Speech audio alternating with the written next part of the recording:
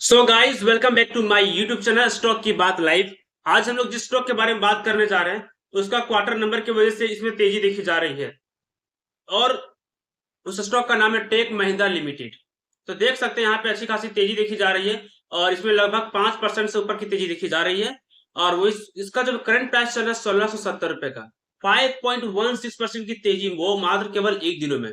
ये स्टॉक पहले तो गिर रहा था और गिरने के बाद ये अचानक एक बहुत बड़ा कैंडल बना है और जितने दिन गिरा है, मतलब 10 दिन जो गिरा है एक ही बार यहाँ पर रिकवर कर लिया ये स्टॉक का। ठीक है, तो जिन लोगों ने डर के यहाँ पे बेचा होगा, यहाँ पर देख सकते हैं, तो उन लोगों का तो नुकसान ही हुआ होगा, लेकिन यहाँ एक ही दिन सारा रिकवरी हो चुका है। ठीक है, और ये कंपनी का जो प्राइस अभी चल रहा है 1670 रुपए का। कंपनी का नाम है टेक महिंद्रा लिमिटेड। ये कोई छोटी मोटी कंपनी नहीं है और देख सकते हैं 1,63,662 करोड़ की ये कंपनी है, बहुत बड़ी कंपनी है। और करंट प्राइस 1670 रुपए का है। हाई देखा जाए तो 1736 रुपए का और लो देखा जाए तो 1209 रुपए का है। डिविडेंड भी आपको देती है 2.69% के हिसाब से। फेस वैल्यू की बात करें तो 5 रुपए का फेस वैल्यू है। अब प्लेज की बात करें तो कोई भी शेयर प्लेज नहीं। अब पीट्रोस की 8 का है। तो ओवरऑल समझिए, कंपनी पीट्रोसिस को अगर 8 का है, कंपनी फंडामेंटली स्ट्रांग है और इन्वेस्टमेंट के लायक है। डिविडेंड इसमें कंपनी का डिविडेंड भी देती है 2%, बहुत ही अच्छा है। ठीक है, 1600 रुपए का 2% बहुत होता है। कंपनी का शेयर प्लेस नहीं है, कोई भी शेयर गिरवी नहीं है, ये अच्छी बात है।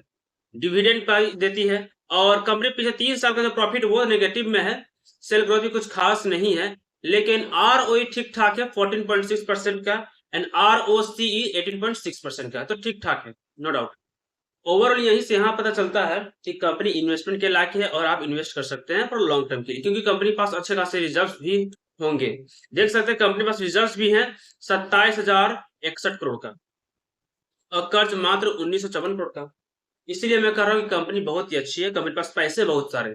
27,000 में अगर 2,000 रुपया, 2,000 करोड़ यहाँ पर कर्ज को खत्म करेंगे तो भी कंपनी के पास 25,000 करोड़ बचेंगे और इन्वेस्ट और कंपनी अपने बढ़ा सकती है इन पैसों से।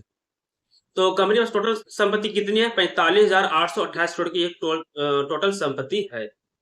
प्रॉफिट एंड लॉस की बात करें तो ईयरली बेसिस पर कंपनी तो प्रॉफिट में ही है, क्योंकि 4253 करोड़ का यहाँ पर फायदा हुआ है 2025 में। ठीक है, तो ओवरऑल कंपनी तो ठीक ठाक है। क्वार्टरली बात करते हैं, क्वार्टर की वजह से यहाँ पर तेजी देखी जा रही है।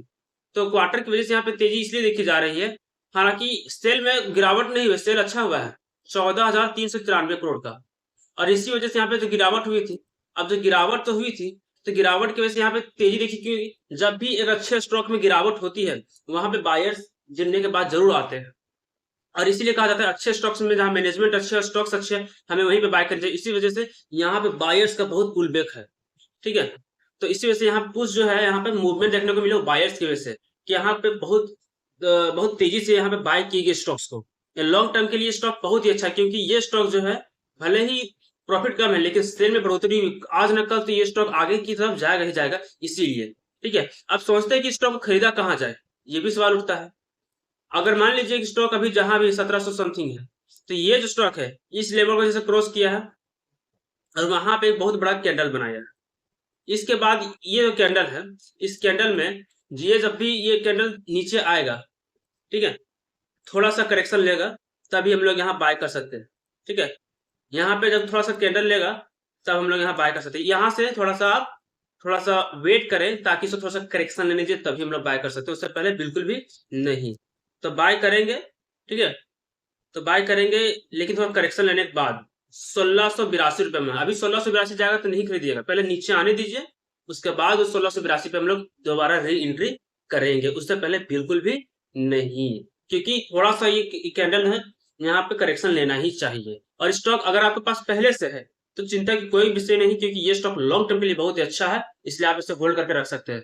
और ये जो स्टॉक है फंडामेंटली प्लस टेक्निकली दोनों तरह से ही मजबूत स्टॉक है और कोई छोटी मोटी कंपनी नहीं, ये बड़ी कंपनी है। आपको क्या लगता है मेरे इस वीडियो के नीचे कमेंट करके जरूर बताएं और वीडियो अच्छी लगे तो लाइक और सब्सक्राइब करें, ताकि इस तरह की जानकारी आपको आगे मिलती रहे। Thank you.